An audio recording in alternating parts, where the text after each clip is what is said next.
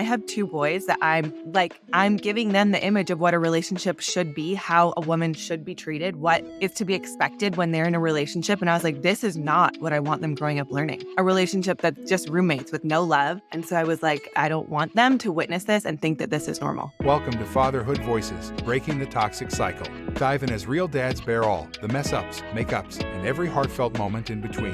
It's raw, it's real, and it might just change the way you see family. Welcome to another episode of Fatherhood Voices. Now, today I have a very special guest, and it's someone that I met back in October when we journeyed together in Costa Rica. And had a chance to form a bond, and we had a chance to connect and share highs and lows of parenting and relationships. And been excited to have you on because you're doing a lot of things in the community with motherhood and how your journey's been with going from marriage and transitioning into now single parenting and co-parenting. So yeah, there's a journey there, and I'm excited to have you on. Awesome. Thank So, you. I'm so excited to be here. so maybe you can just introduce the audience, let them Yeah. know who you are, where you're from, where you live at. Yeah. So my name's Carly Pinchin. Thank you so much for having me on. And my journey in terms of there's so much, but like my journey where I kind of started sharing outwardly started with like health, fitness, self-love, all those things. And then that led me into a season of motherhood. And just recently in the last few years, noticing that there was just things that weren't right within my relationship. And so last year officially is when we decided to split. And I have two kids. They're 5 and 6 now. But they were, what does that make them? 4 and 5 at the time.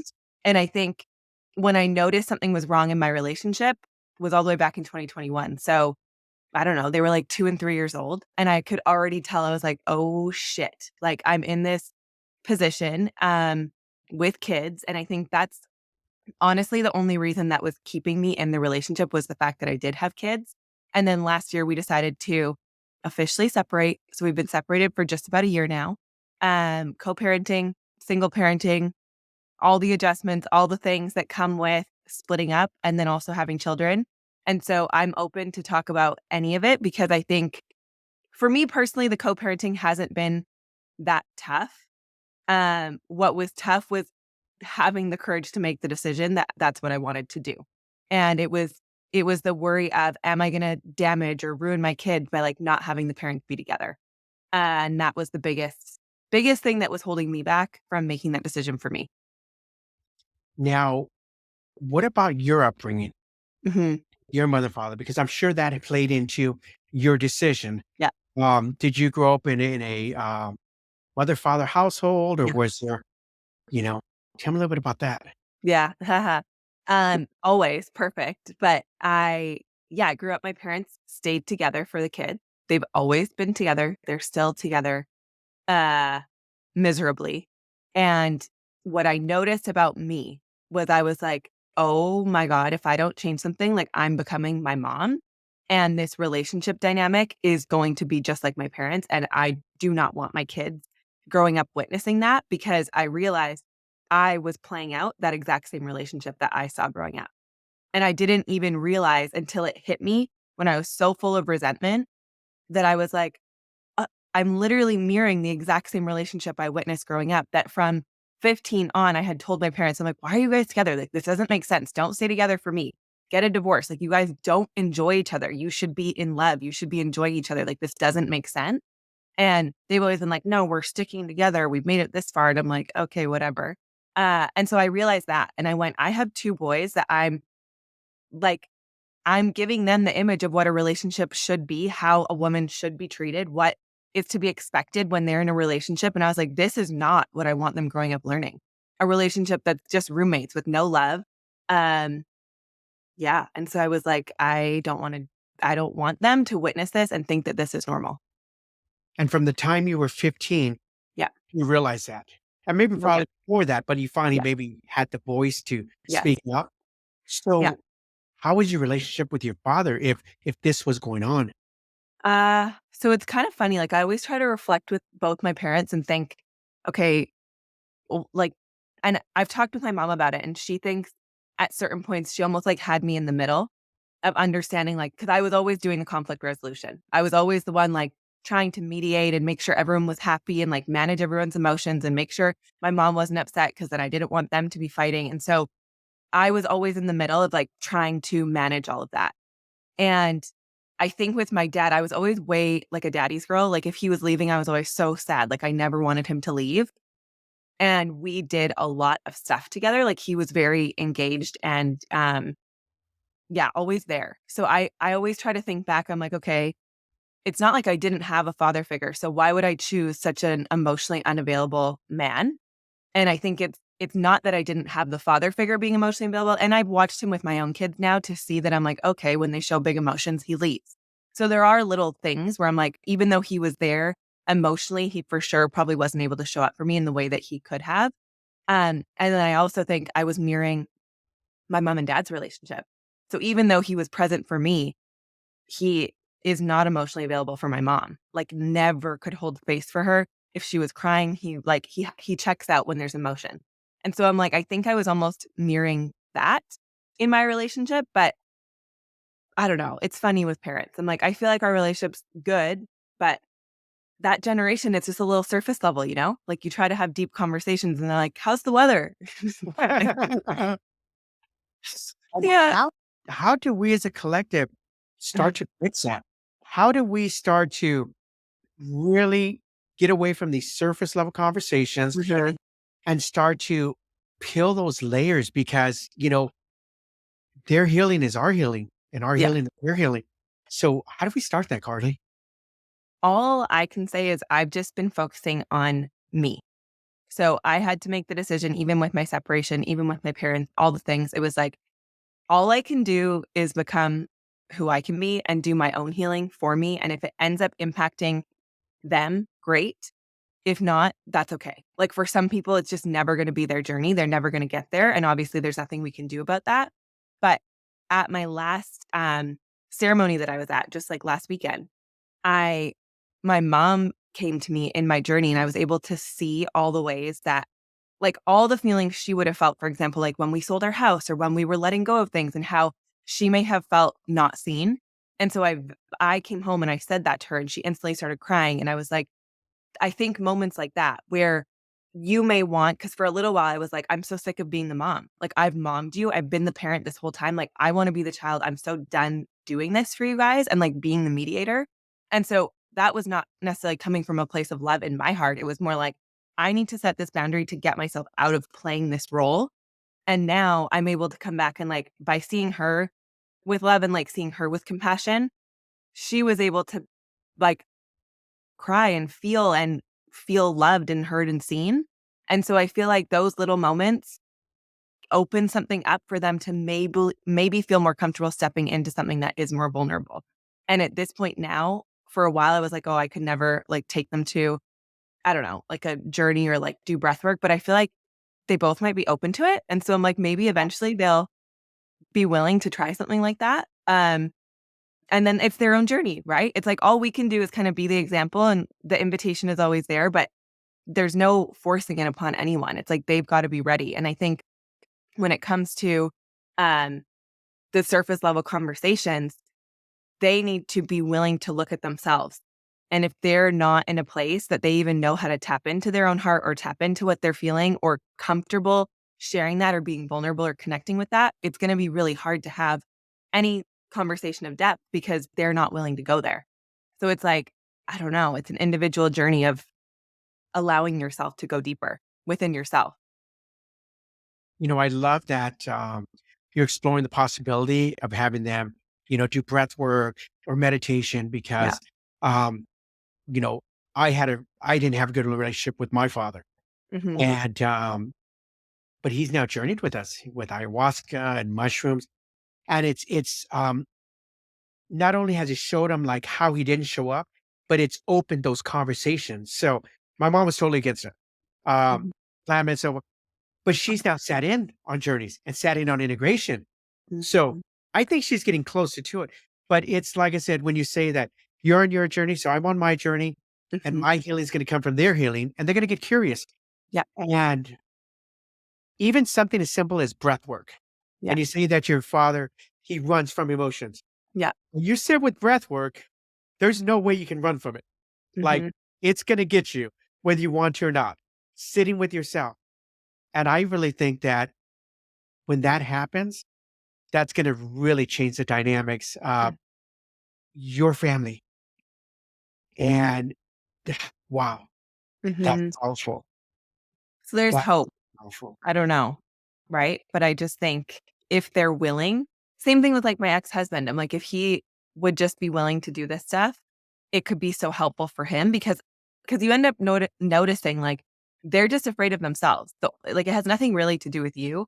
The only reason they're not able to like be there for you emotionally is they don't know how to be there for themselves emotionally. And so if it's blocked off, the moment that you show emotion, it's so triggering because they don't know how to even deal with their own emotions. So now you come at them with their emotions and they're like, ugh, and they disconnect, they disassociate. They're not able to hold space for that. And where did you start this? I mean, you started having Mhm. these days when you were younger Yeah. and you're realizing like this isn't what I want. But then you got stuck in this relationship that you repeated the cycle. Is that okay to Mhm. say that? Yep. Okay. And then how many years were you married? I don't know. We were married for 5, I think. Yeah. Married Together for 5 and together. together for like 8-ish. Oh, Yeah. and then so you were starting to repeat that cycle a little bit. When did you have this epiphany? Was it when you finally started to sit with yourself? Where did you have the self-realization? I think, well, to give perspective too of how I ended up there, my first like real relationship was super toxic, super abusive, not healthy in any way. And so because of that relationship, it sent me into thinking masculine meant like control. Masculine meant toxic. Being provided for meant that you get abused. And so I associated all of these qualities with abuse, basically, and being mistreated. And so when I jumped into the person I ended up getting married to, with him, it was like, okay, he's safe and safe in the way that was safe because he wasn't explosive, for example. But that I didn't realize at the time he was also like disconnected from his emotions. And so safe in the sense that I knew he wasn't going to necessarily like hurt me by like running out and cheating on me. Like he wasn't that type of guy. And obviously when you start to look at like masculine and feminine energies, it's like I totally in that time took on the masculine role and became the person who was like in control and all of those things. And so it's like I went total polar opposite rather than looking for someone who was self-assured, confident, knew who they were because I assumed those types of qualities meant like they're going to cheat on you, leave you, whatever. So all of that kind of led me into that partnership. And I think what was the original question? Just went off topic. Oh no, it was just about how it showed up for you and your parents. I don't know. I got lost in it too because it's such a Yeah. Well, intense. it's just because I think it's like, yes, I was repeating the pattern, but I think it's also important to look at, okay, what other things did you go into, right? That like would have led you into this circumstance and this situation. And with my parents, I think I was doing everything out of a place of, okay, well, he looks good on paper because he's got a job and like his family is good and my parents like him. And I was not connected to me. So it's like I was doing everything out of what I thought I should be doing. Like, okay, well, I'm 22 now and like we're about to have a baby. So we should get married and I have my job now. So I should, I was just doing everything based on the shoulds. I wasn't actually connected to myself.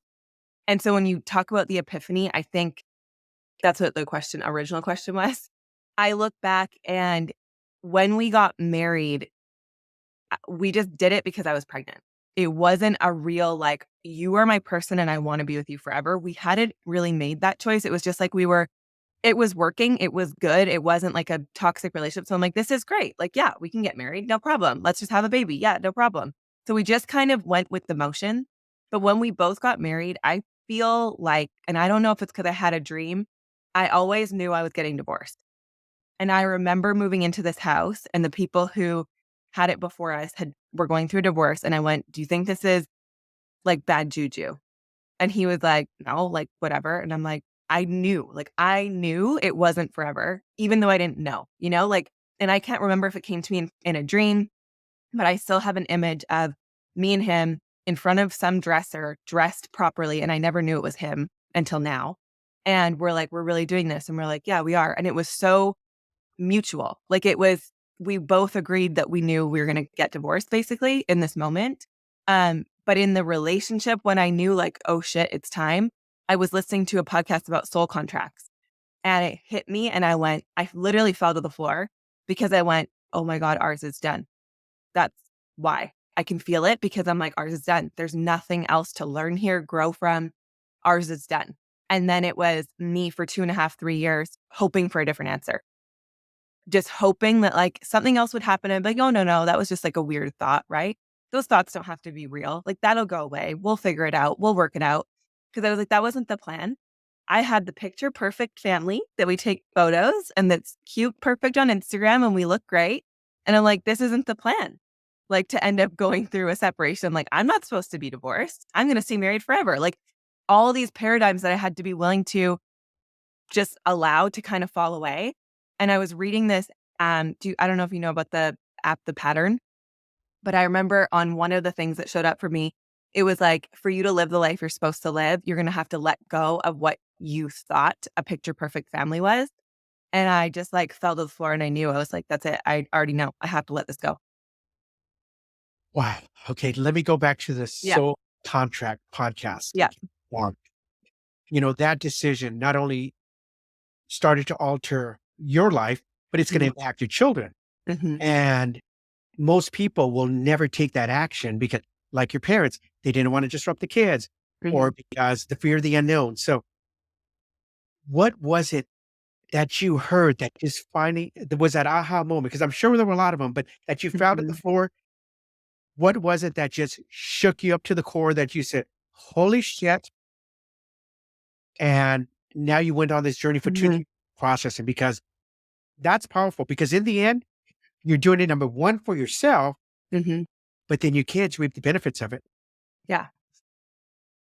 I don't even remember what was said. I think it was just saying not everything's meant to be forever. And certain people will come into your life for a season and then there's there's no more benefit to them being in your life. Like eventually there can come a point where there's nothing left to do, to grow from, to learn from, and it's okay.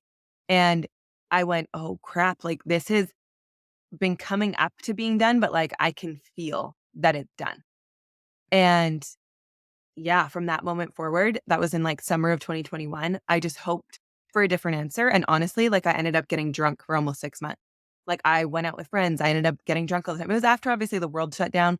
All the things happened. We moved to San Diego. I had this like urgent, we need to leave now. And I literally booked tickets, found a place to live. We left Canada to move to San Diego for it was supposed to be 3 months, ended up being 6 months. Um, and I just pretty much drank, but in that time, it wasn't like a bad drinking because I actually dove into finding me. So it's like I had just fallen into building a business, being the mom. Like I turned into this robot and like lost myself. And so in that 6 months, being in the sunshine, hanging out with friends again, prioritizing fitness again, prioritizing myself, I started to find myself again. And the drinking and all of that stuff was kind of a way to like let go of control because I was such a control freak and I was living so rigid and like crazy. And so I don't know, it was just like this season of unraveling me to a point where when we left California and we came home, I knew I was like, this is done. This is not going to be a thing. And I think part of that, and we can obviously jump into fatherhood too, but he ended up taking on a role of like being the stay-at-home dad. And it wasn't supposed to be a thing that lasted. He was just supposed to quit the job to help me with the two babies because they were 11 months apart and just stay for a little bit till he found out what he wanted to do because he didn't love his job, which ended up turning into like 4 years of not working. And like I was building resentment in that time and I continued to like try to talk to him about it, but we lacked communication. Like we didn't talk. I never could openly say, "Okay, I'm feeling super disconnected, like I'm thinking about divorce." Like I couldn't say it when I first felt it. I didn't have the confidence to say those words for almost 2 years. So I was in complete turmoil internally about this decision and we were not talking about it. And he could feel it too, but he wasn't willing to talk about it. So neither of us were really communicating what we were feeling or what was going on. And then I think I just hoped he would step up and like take control or like start to lead the situation and be like, holy crap, like my marriage is about to end. I need to do something. And he just never did. So And yeah. how during that time, how did she show up for the kids? Now that he's playing the dual role of almost, you know, Mhm. mother and father in a way. Right. You're out building the business. He stayed home. He stayed That's home. the hard part. Like I work from home. So I was never out that much building the business. Like, yeah, some days he watched the kids, but a lot of the days I was there too. So it's like I would still end up making them breakfast or doing food or taking them to the park. Like we still did a lot together. Um, and I think I built resentment in that too because I was hoping, if you're going to be the stay-at-home dad, like teach them stuff, like take them to do other activities aside from going to the park. And like I was building resentment because I was thinking, okay, if I didn't have to be building a business, I would be doing activities with them and he wasn't like doing much with them. So he would take them out and like keep them busy sometimes, but I would end up getting resentful because I think you know this, like any man without passion and purpose, like it's a recipe for disaster. And so he was trying to play this role, but like he would clean the house and he would do all these things to try to be productive, but it wasn't what I was needing. Like I didn't need a clean house to feel connected or about like I valued him. I didn't need him to just take the kids to the park so I could have 2 hours of quiet time. I was hoping he would, like teach them sports, take them to activities, enroll them in stuff. And none of that was happening. And so then I would get frustrated. And I was just eventually I'm like, okay, when are you gonna do something? Like, what are you gonna do with your life? And I think that was tough on our relationship because it's like he moved in with me from his mom's. And I just at this point in my life, I'm like, if a guy doesn't know what his passion, purpose, like where he's kind of going and doesn't have any vision for his life, I'm like, it's just danger. I don't know how a relationship's gonna work when a guy doesn't have any of that leading him somewhere. And did you verbalize this over the course of the couple of years or Ugh. In the beginning, I would say not clearly. Like I would encourage him. So like when he quit, I was like, don't worry about it. Like you hate your job. Just hang out with the kids. This is time you're never gonna get back. Um, Spend time with them as babies because he wasn't connected to our first son because he was always working. And so I was like, with our second, why don't you take time because we're allowed paternity leave in Canada? And I was like, just take the like 6 months to a year, spend the time with him. It's time you're never gonna get back. And then you can figure out what you want to do in the meantime type thing. And he wanted to do that. And so he was like, okay, I'm thinking about doing this or this or this, and like had all these ideas. And so I'm like, okay, the same way I've figured it out, he's going to figure it out. And it was like, we would have conversations about what he might do. And I wasn't naggy in the beginning. Like I wasn't weighing my mess. Like, what are you going to do? And no. Like I wasn't like that in the beginning. But towards the end, it was like, okay, it's been years now. Like, what do you want to do? Like, and I would try to offer suggestions. And like, I think he just was paralyzed in fear and fear of failure that he couldn't do anything. Yeah. So it's not great for our relationship dynamic. how were the kids impacted by that? I don't really know. Like, they both obviously have us around and they're so young still that it's hard to say exactly how it's impacted them and what they've picked up on. Um, I think it's sad because I think him being disconnected from themselves, obviously kids pick up on energy and can feel that. And whether this is just a thing with boys and their dads and they're always going to be closer to their moms, I don't know. Because obviously there's lots of boys who like their dads. But I think because he's not willing to connect with himself on a really deep level, it's like you miss out on the deep connection you could have with your kid. And their connection could be so much deeper if he was willing to go inward with himself. Um, so I don't know when I think back of like when they were younger, how did it impact them? I don't know. Like even now it's really tough because we don't takes them on weekends and I have them all week. And they're finally now a year later slowly starting to be like, oh, okay, it's a daddy day. But like they still would rather be here. And that's super hard as a dad to always know that your kids would rather be with mom. Um, that's like a whole thing to try to navigate too. And how crappy it's obviously felt for him. But then in a lot of moments too, I'm like, now he's prioritizing his job, which I'm like, I work too. It's just like a weird thing because it's like, yeah, I work also and have the kids with me 5 days a week while I'm trying to work, where he works obviously 5 days a week and he's like away all day. But then in the evenings, he's like, I'm busy. I have these things to do. And I'm like, it's the weird dynamic of I couldn't imagine as a mom ever thinking I was too busy to be with my kids. Like, I could never imagine, like, "Oh, I'm busy working, so, like, I can't come by." We live 3 minutes away. Like, he literally lives down the hill, and he's too tired, or he has to work out, or he's got things to do for work. And I'm just like, I couldn't imagine, and I don't know, I would love your perspective on that too as a dad, like, if that's just a man thing that they're okay doing that, but I'm like, I would prioritize, like, kid time over anything.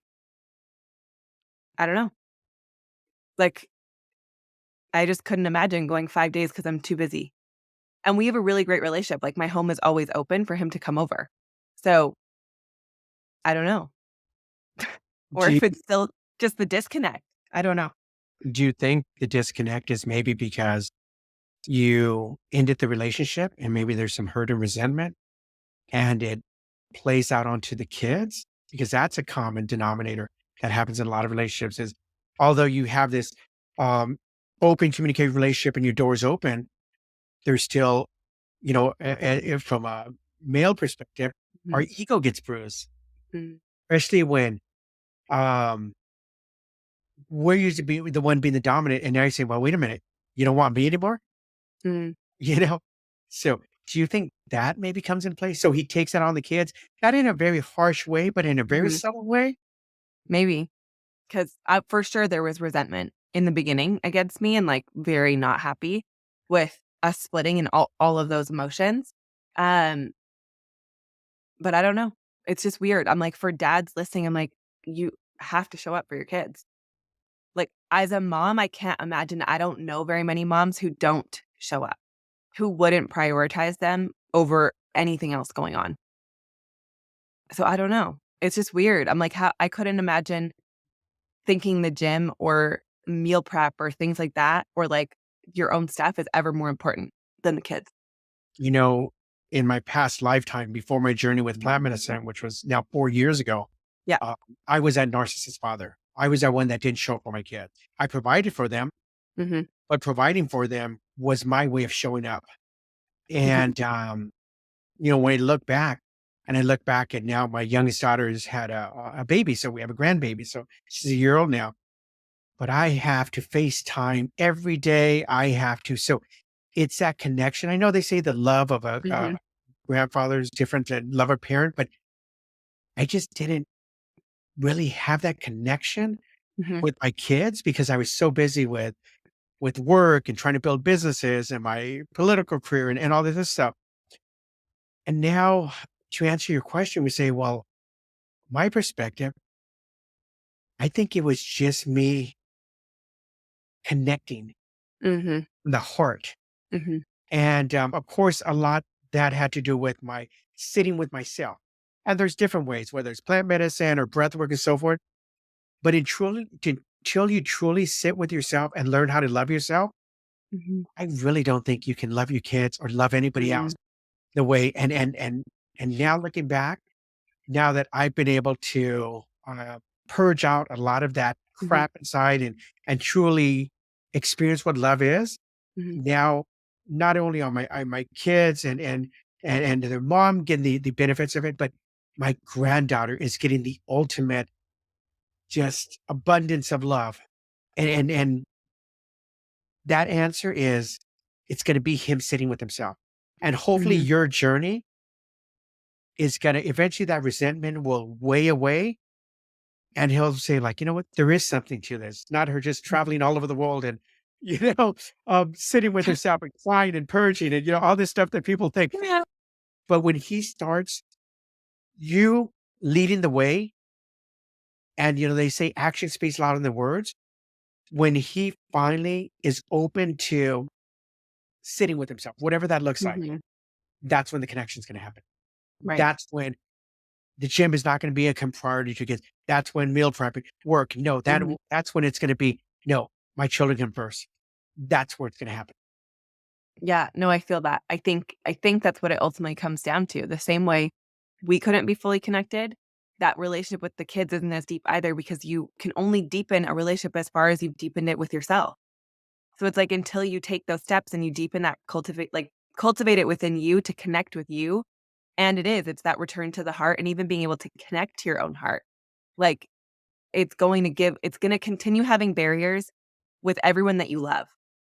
And I think that's the biggest thing that people need to realize is if you are not willing to do that and face that, it's keeping a barrier between the people you love. It could be your kids, your friendships, your relationships, your marriage, everything. Like everything is going to be impacted.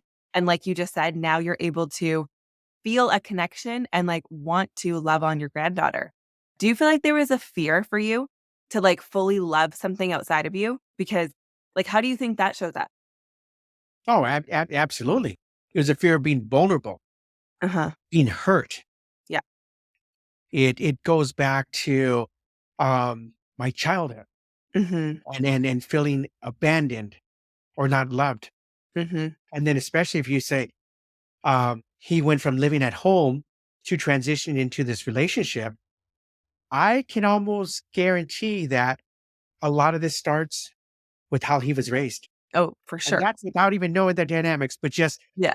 how his relationship with his parents is showing up in the relationship. Not only did it show up with you guys, but how it's showing up with the kids. Yeah. Well, it was surface level. And like talking on fatherhood, his dad was always working and like would come home and smoke weed or like whatever and was too stressed out or too busy, like had to watch TV to wind down, like couldn't put in the time to play with him ever. Like he always felt like he was alone and didn't have anyone to be there for him. Definitely felt neglected when his grandma used to watch him. Like, so he, even to this day, he's like, he doesn't really have a close relationship with either of his parents. Um, and with his dad was always shut down. So he was raised by a guy who was shut down, but his dad was from Nazi Germany, and, like used to come home and beat the crap out of him. And so there's so many obviously it goes generationally in layers.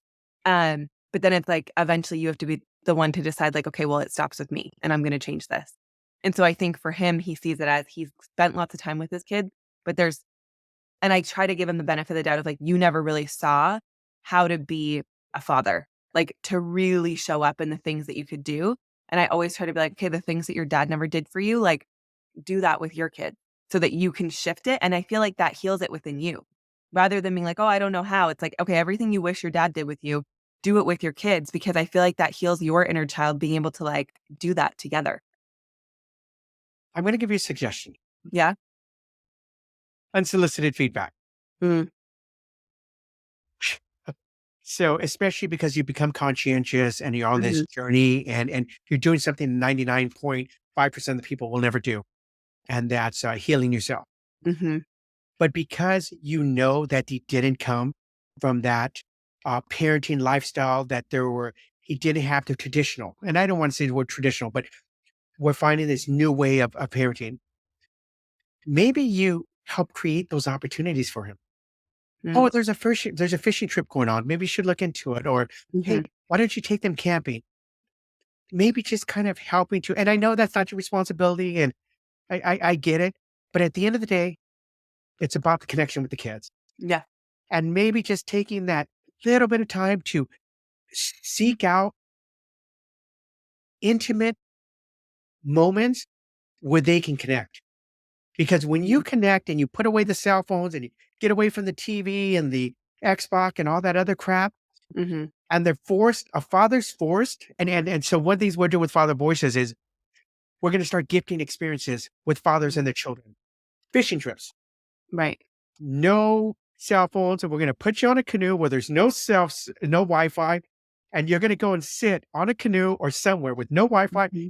And we're going to create these activities to engage in conversation. But we're going to create the moment for them because Mhm. a lot of fathers don't know how. I didn't know how. Right. Yes, there was a lot of resources out there and books, and I was great about educating myself, but when it Right. came to fatherhood, I just went off of how I grew up.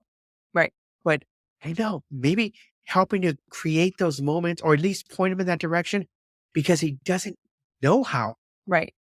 I know. And and that's what's going to help to once your kids start loving on you and you develop with they cry because they no longer want to go home. They don't want to go to mom's house. They want to be with dad. That's a game changer right there. Like, I don't Mhm. care how hardcore you are. When your child is now crying because they don't want to go home with mom and want Yeah. to see dad, the silence been broken. Like there's breakthrough there. Well, yeah, because you feel so loved and so special. Like, I know it obviously is hurtful when and now they do, like, they'll be like, "Oh my god, where's dad? I want him to come over." And so they're starting to do that, which I think is gonna help him be like, "No, you're needed, you're valued, they love you, they need you around." Um, and I've been like, "What if we sign them up for boxing? You can take them," or like, "Sign them up for baseball, you can take them." So it is things like that, but creating something for them to do. Yeah. Look, put them on a schedule. Now, whether you choose to do it or not, that's okay. But at least you're giving them tools and the resources Yes. to help him. And then eventually he'll pick up. Like becomes fun. I mean, how can you not go do martial arts with your kids or something? Right. You go coach a team and not just fall in love with them all over again. Because in a sense, hmm, you're learning how to fall in love with your kids. Yeah. That's It powerful. it heals both of you, right? And I think I've had moments where I've had to parent, like, in I don't know what he did, but my 6-year-old, I think he hit me one time accidentally or purposely, I don't even remember. I think it was on accident, and he felt so bad about it, and like, in that moment, I think I was parenting myself, like, when I grabbed him and I hugged him to let him know, like, "I know it was an accident, you don't need to feel bad about it, I'm not gonna get mad at you." It He was crying and I was crying, and I was like, "Oh my gosh, I think it's because I needed to feel like not feel shame for messing up when I was a kid." And, like, those little moments can be so healing, not only for you as a parent, but also your child, when you're able to witness them and be there for them through how you wish someone showed up for you.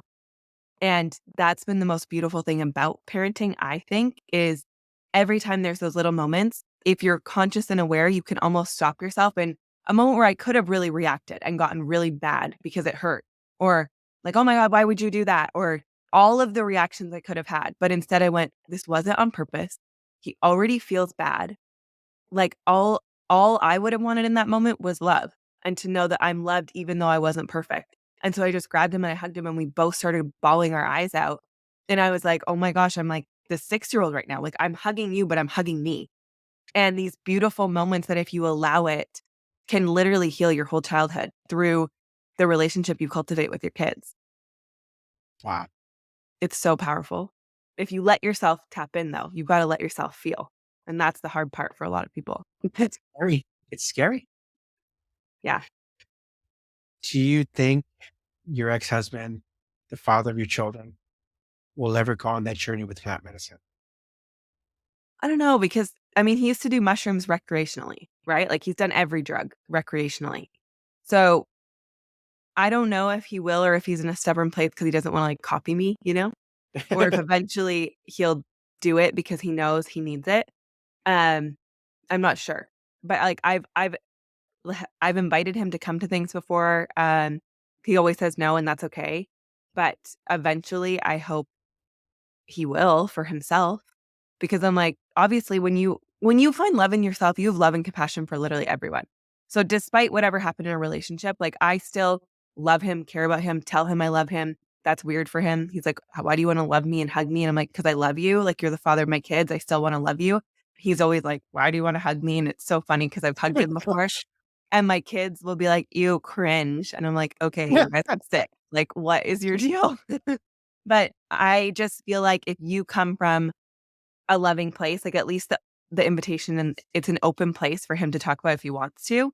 Um, I don't know, right? And for some people, I just am at this place where I'm like, they may never want to, and that's okay. It just doesn't mean that you have to hold the space to keep them in your life if if it's detrimental towards you. I just think a co-parenting spiritual ceremony with psilocybin would Mhm. be powerful and Yeah. for the kids. Yes. Let's because the biggest fear is psychedelics in general. But if he's already dabbled in that, then there's no fear about sitting No. with it's a fear of sitting with himself. Yes.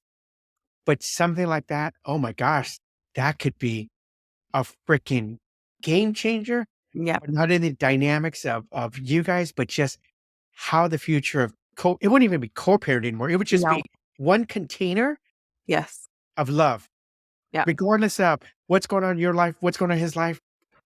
Wow. You should get one of those going. But it would be getting these freaking co-parents in the room because I've shared about co-parenting online and the comments that I get, even through talking about separation, men are mad. Like when my videos go viral, men are the most triggered, miserable people I've ever seen. And I'm like, this is so embarrassing that there's this many men on this planet that are spending their time commenting on women's posts, like, that are just because they've obviously been left or separated from or whatever, but they're holding all of that bitterness, resentment within them, and so the comments that they'll put are insane, and the assumption that if me and my because one of my videos went viral about how my kids called and, like, wanted me to come play Mario, and so I went over to his house to come play, and they're like, "You must still want him," like, all like, this the hate in the things, and I'm like, "You guys, this is a good thing." This means that we're able to talk to each other and not be miserable and hate each other and not like the amount of people I know who their experience went through separation was them getting dropped off at the end of a driveway because the parents can't talk to each other, or them never being able to talk to one of their parents when they're with the other one because that parent's like, it's my time and they hate the other parent. So they won't even let the other parent have access to them. Like there's so many horrible co parenting dynamics that I felt from even way before I went through this. I remember being a teenager watching people who had parents going through a separation and thinking, this is like, how can you be so immature as an adult? Like, take on your responsibility as the adult to be the adult and stop putting your children in a situation that, like, this is not their fault. This is on you as a parent, and it's not for them to have to deal with any of the repercussions. I don't even know what the right word would be. Um, from your decision to not wanna be together, and so I've never wanted my kids to ever feel like when they're with dad, they can't have access to me, or when they're with me, they can't have access to dad. The second they wanna talk to dad, we're calling him. I include him in everything. We still do Christmas together, we do holidays together. I've invited him to come on trips with us, like, I don't ever want them to feel like there is a separation. They don't need to feel like there's a separation of mom and dad. Maybe we're not in a relationship and we're not together all the time, but I don't want them to think they have to choose either or feel like, "Oh, I have to pick mom's side or dad's side." I don't want them to ever feel any of that. Like, they have access to mom and dad, and we can do stuff as a family still, we can do everything together still. But there's just so much hate in people's hearts who have gone through this and the blaming of the other parent where I'm like, "Let's just create the best relationship we can between each other out of mutual respect and love for our kids and for the kids." Like, whatever they need and want, I'm willing to do. So when they call me and they're at dad's, and even though I've been with them for 6 days straight, and I'm like, "Oh my god, the things I would do to just have one evening to get shit done." I'm like, he doesn't always do that. So the moment he does, I'm gonna go show up for him because this isn't about my co-parent who it's his time. I'm like, it's for the child who's needing mom right now. And so I'm gonna go show up for him. And in those moments, I think it just alleviates the stress or the disconnect of feeling like, oh my God, when I'm at dad's house, I don't see mom. And I think that's so real for so many kids. And the reason that there even is a fight of the separation and why they don't want to go to dad's is because they know there's no mom. But if you make it that they know they can always have mom, even when they're at dad's and vice versa, there's not such a pull or an anxiety about having to be at the other parent's house because they know they can have access to you whenever they need you. That's such a powerful self-realization and how you're choosing to embrace not only motherhood, but just this co-parenting aspect. Hmm. How long did it take you to get to that place? Because that's almost a sense of it's almost like a sense of enlightenment, um, when you deal with the dynamics of Yeah. this parenting. What did that Well, journey look like, for example, this is just what we did, but when we realized, like, okay, the only next step is separation, like, I think you need to move out, and he was looking at places, we were talking about it all together. It was like, "Where are you gonna live? What place do you wanna be in?" Like, we did it together. When he moved into the new house, his first night there, I went with the kids, we bought toys. We're like, "Let's bring toys to daddy's." We made it fun. We were like, "You get to help design a new room. Let's make this fun." We did it together. The first night he was in the house, we all did dinner in the house together. So we did things as much as we could together. And in the first little bit when they didn't want to stay at his house, like the first time it was fun, but then they started realizing like, crap, when I go to dad's, like I don't see mom for a few days. Okay, well, I don't want them to fear that. So on those days it was like, okay, they're at the park, I'm coming to the park. Okay, you guys are there and you need me to put you to sleep, I'll put you to sleep at dad's and then I'll leave. So it was like I just met the needs of the children every single step of the way, whatever they were needing. And now a lot of the time, like on Christmas was the hardest day for me because they went to dad's at night. Like we spent Christmas together, but they left that night. And that was like the hardest thing I've had to go through in terms of the whole co-parenting dynamic. But when they left, they were excited to leave. They're like, "Hey, we get to go to dad's." Like, yeah. And they knew they were getting a Christmas the next day at his mom's house. And so it was good. It was horrible for me because I wanted them to stay with me, but also for him to be able to have them be excited to go. And I don't know if we ever would have gotten to this place where there wasn't a fight if we didn't put our own stuff aside and show up for them. And there was drama. Like at first, we were getting along so great because there was no one else involved. Okay, well, then I got involved with someone. He found out, he was pissed at me, super mad at me. Um, and in that season, like we were not talking.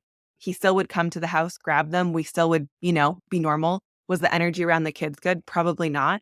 But we still were respectful, even though he probably could have punched me in the face. Like he was mad. He was not happy. He was like disgusted at me as a person. Like he had all those feelings, but he was mature enough to not do it in front of the kids. Um, but I do think like they watch everything. Like I have 2 boys and there's moments where, for example, like he threw a BlackBerry at my face and my youngest son was so mad, like crying, trying to beat him up because he's like, "Why would you disrespect my mom like that?" And all he did was throw a BlackBerry at me. And in that moment, I felt so sad for these poor kids who have to witness their parents go through even worse, right? Like where the dad is yelling at the mom or saying things or actually physically hitting her, and what that would be like as a kid where you feel so helpless, but you just want to defend them because you love them. And my youngest son is so protective. Like, and I don't know, you can ask me anything else from here, but like he'll wake up and be like, "Wait, are the doors locked?" He's just turned 5. He's like, "Wait, are the doors locked? Wait, did we do this? Mom, let me do this for you." Like he's so cute. And it's not like he's been taught that. He just naturally, that's part of his makeup is that he wants to be there to like help keep safe and protect. And I think it's adorable. Um, but it just shows me that, like, this is within their nature as kids, just as males, right? It's, like, within their nature to think about these things. Um, yeah, I don't know. I don't know. You I always like to find some takeaways, Mhm. tools, resources that we can use to put on our website, that Yeah. people use. That right there about togetherness, now, I don't know what the title is gonna be, but with your permission, I definitely wanna take that and Mhm. turn that into some type of PDF or best practice because it sounds like what you guys did was you set healthy boundaries Mhm. as you started to unravel the relationship, and it was inclusive with the kids and so forth, so that allowed for the shift, this new change Mhm. in lifestyle. It was a softer landing, if that makes Yeah. sense. But Yeah. so many times when this happens, no, the ego kicks in, the resentment, and it's fighting. Yeah, it doesn't matter what I'm doing. Worry about yourself. You didn't want this. I can go on and on. Mhm. But the fact that you guys did this together, you looked for a place together, you just the whole way you spun it, that Mhm. here can shave off years of fucking drama. Mhm. Like literally, it can because you're reestablishing new boundaries, but they can go to shit. Mhm. And from there, it can just feed on top and feed on top of it. So something as simple as the breakup can lead to a lot more trauma and ultimately impacts the kids. So I just think that it's beautiful that you took that and yeah, there's been some, I'm sure it wasn't always like easy. It's been a learning process, but the fact that the kids were inclusive, everybody was a part of this, Mhm. sounds like it just made for just a smoother transition. And that's medicine right there for It people. is. It is. And knowing that you get to create it to be whatever you want it to be. And obviously, I know that not every situation, not every parent is gonna be willing to do that. But we just tried to make it fun. Like, go pick out new toys for dad's house. Like, make it fun as you can for what's happening. And something else that I did, I never took down his photos in our house. I think I'm finally ready to do that, but I wanted to remain as little change as possible. So I didn't like overhaul my house. I didn't take all his stuff away. I didn't take his photos down. I didn't change anything within my house at all. I wanted them to feel like their routine was the same. And even on weekends, like my dad is involved too. So my dad will be there. So they know that even at dad's, they have all of us right here. And I think also not being willing, like I could be a jerk. I could have tried to fight for child support or child custody or all that stuff. We haven't done any of that. We don't have a single agreement. We're working just with each other for what works. So we didn't go and get lawyers involved. I think that's the worst decision you could ever make is getting lawyers involved right away while there's emotions are really high. And I feel like lawyers are there to create an even bigger fight because they get paid off of it. So I'm like, I'm not paying for lawyers to make me fight. I don't even want the energy of that. And so for me and him, we came to an agreement ourselves. Obviously, we're both honest and loyal people. So it's like easier than obviously if you're dealing with someone that's like toxic, abusive, all the things, and you need that. But we didn't do any of that. So we just created it was like, okay, what works right now is he's working 5 days a week. So he'll take the kids on weekends. You can come over and see them once a week, whatever. And there were seasons where it was like, "Hey, we should get an agreement," and, like, things got a little heated. But eventually it's just kind of worked to where we are, and I technically like, I pay for everything for the kids. I could try to fight him for child support. I don't want to. I don't want the energy of it. I don't want the fight of it.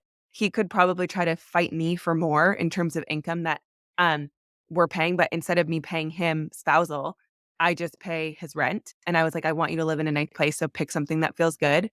I pay the rent without fighting because I know it's a good place for my kids to live. I don't hold like, "Oh my god, I'm doing this for you." I don't hold any of that energy, and this is where it's all a choice based on you.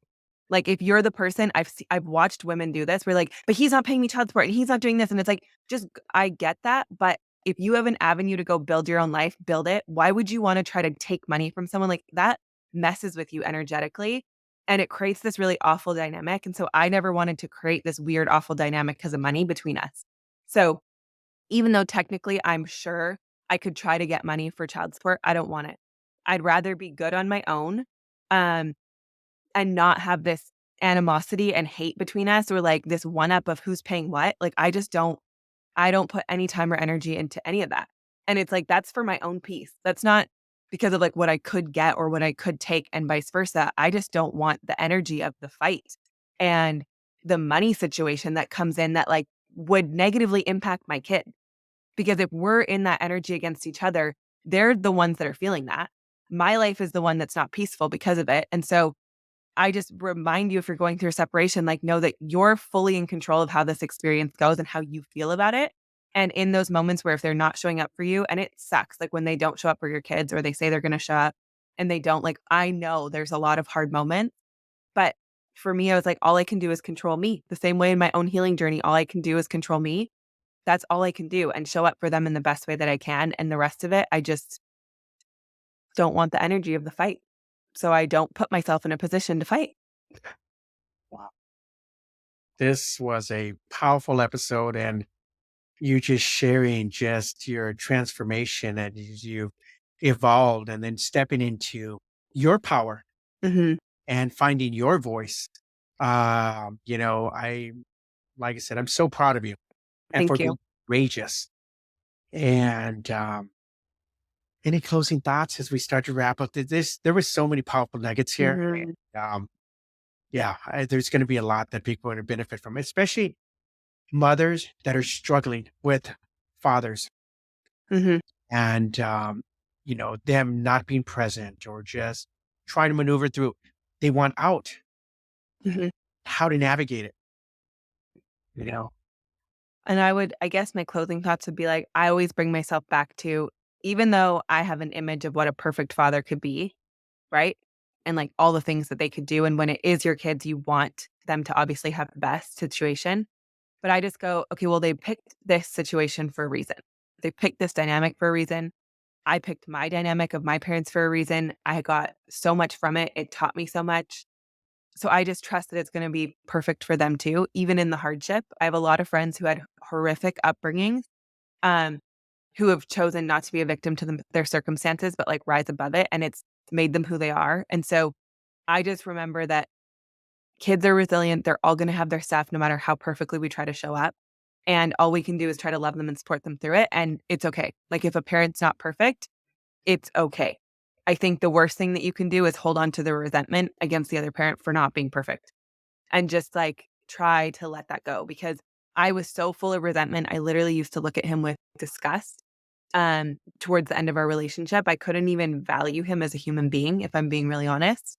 And as I've let go of the layers of resentment and all the things and gone on my own journey, I can look at him as an alive human being who does have value because he's a human and he's the father of my children. And I can see love for him again. Not in a way where I want to be together in a relationship, but I can still love him as a human.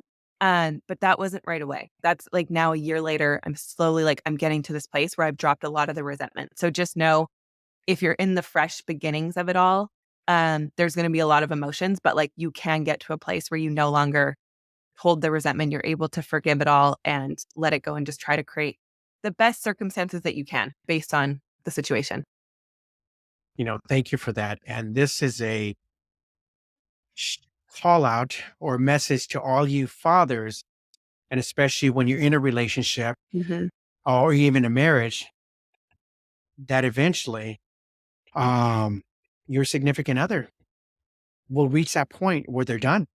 Hmm. And it doesn't happen overnight, but it happens over time. And you have to look for those signs and know that as men, sometimes we think we can push them to that point and then reel it back in. But eventually one day you're going to miscalculate Hmm. and you're going to push too far. And once they're done, they're done. Yeah. And that's been medicine for me too, is coming to the self-realization that, yeah, you can try things the same way and think that you can take a relationship for granted. Hmm. Just know that eventually someone's going to just get to the end. And once they reach that point, that's it. There's no coming back. And I would say too, it's usually women.